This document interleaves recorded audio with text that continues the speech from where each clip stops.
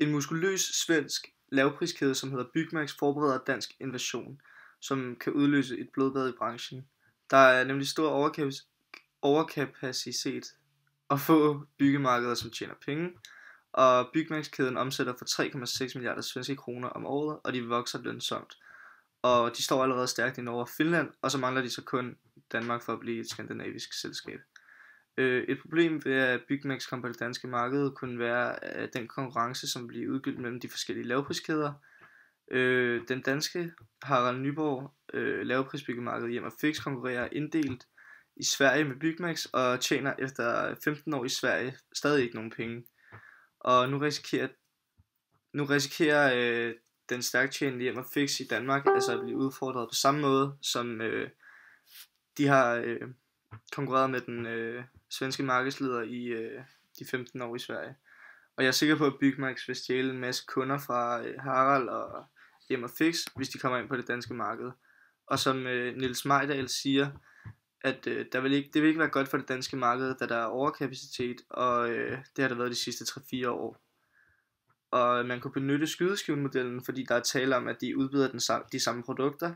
Og man kan også benytte Ansofts vækstmatrice, fordi Byggmax er en markedsudvikler, i det at de markedsudvider, fordi de vil udvide til Danmark. Og man kan også benytte teorien om PLC-kurven, som tager udgangspunkt i, at produkter har en begrænset levetid. Produktets salg gennemfører forskellige faser, som hver byder på forskellige udfordringer, muligheder og problemer. Salg er profit i varianterne i de forskellige faser, og produktet kræver forskellige indsatser med hensyn til marketing, produktion og overordnede strategier i de forskellige faser. Og skydeskivemodellen kan anvendes, fordi de udvider de samme produkter. Ansofts vækstmatrice er fordi, at Byggmax er markedsudvidere, i det de vil udvide til Danmark, og man kan anvende PLC-kurven, fordi produktets salg gennemgår de forskellige faser, som hver byder på forskellige udfordringer, muligheder og problemer.